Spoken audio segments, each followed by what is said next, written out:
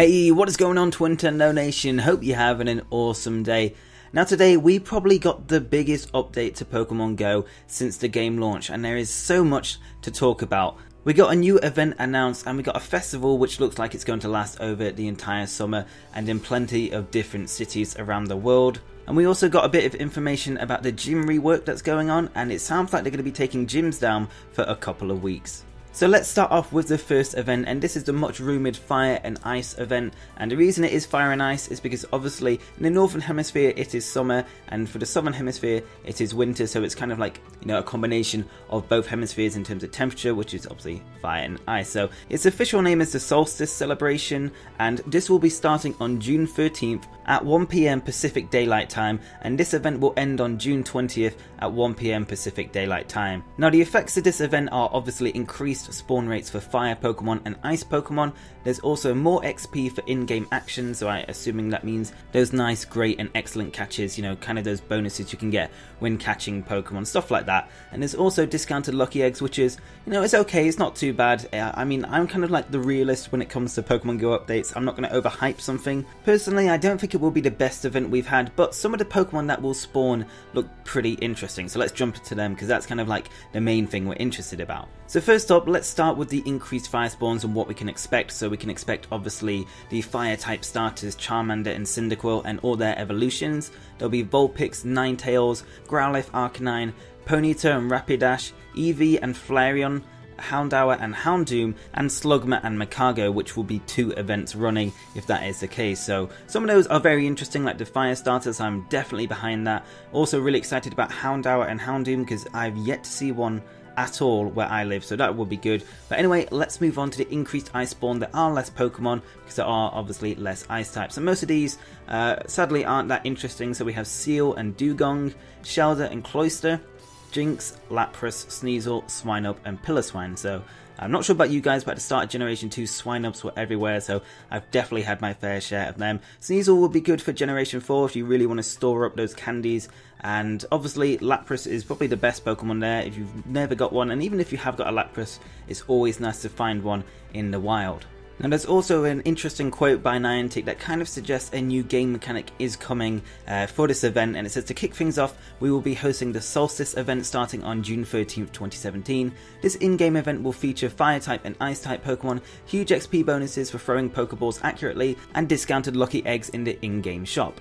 Soon thereafter, you can look forward to a new update focused on collaborative group gameplay features that will get you playing Pokemon Go in fun new ways. In preparation for these exciting features, we'll be temporarily disabling gyms for a short period of time. So obviously it sounds like there is an update either coming during this event, but most likely afterwards, and it seems like there's going to be a new collaborative way to play Pokemon Go, and it should probably be those raids we've been hearing about for a long time. And also, like I mentioned earlier at the start of the video, gyms are going to be disabled for quite some time. It doesn't say when officially, but by the sounds of it, there is a rumour going around that by the 2nd of July, the new gym rework will be up. Now the reason why I say July the 2nd is because this date was accidentally appearing on a German version of the official post, and since then it has been deleted, but you never know, they might have accidentally leaked that the gym rework was actually going to happen on the 2nd of July, but we'll have to wait and see for that. So next up is talking about this Pokemon Summer Festival, and as you guys can see by this artwork, which looks really cool, there are a few things I want to quickly point out. And firstly, we can see Heracross on the left hand side, which is interesting because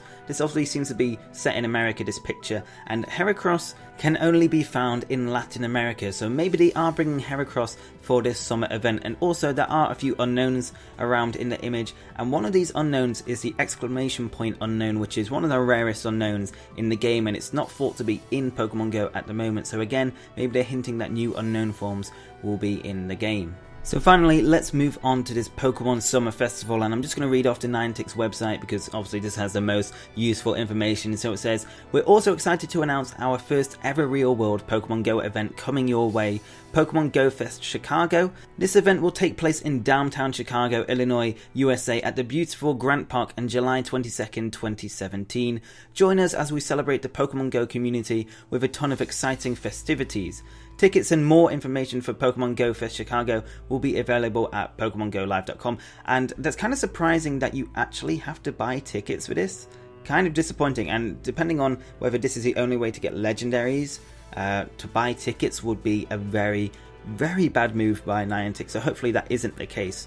But then it says European trainers can look forward to Pokemon Go celebrations hosted across the continent from June through September in partnership with Uniball Rodanco shopping centres. Never really heard of them, but anyway, we'll be posting a complete schedule for these events very soon. Also, the Pokemon Company is organising Pikachu Outbreak, a Pokemon event in Yokohama, Japan in August, where they are exploring a unique Pokemon Go experience.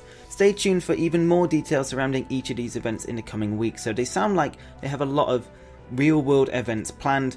The only thing that I am kind of skeptical about is you have to buy tickets, and we still don't know anything about legendaries, so I'm not really sure how to kind of interpret this news. I can understand why they are using tickets or like selling tickets for this event, because it's much easier to manage people's safety and stuff, because as you can imagine, if it was free and just everyone turned up to this park, then like supervising like thousands of people would pretty much be impossible. So I can understand why they've done that, but if the tickets are pricey and it's the only way to get legendaries, then I think I will be done with this game, seriously, because that is a sellout to say the least. But anyway guys, that is all the news for Pokemon Go. Let me know what you think about it in the comments below. Are you excited about this summer's events? I'm kind of like on the fence. I think the Fire and Ice event will be pretty fun for a week, and then again I'll probably just put the game down and just wait for these events and see how they are. That's the kind of style I play Pokemon Go. And I know a lot of long-time players are getting bored with the game, so hopefully Niantic can revitalise this game to its former glory, but it's going to be tough. But anyway guys, if you did enjoy this video, then make sure to hit the like button down below, and if you want to stay up to date with everything Pokemon Go and Pokemon Ultra Sun and Moon, then hit the subscribe button down below. Anyway guys, thank you very much for watching, hope you have an awesome day, and I will see you on the next video. Peace!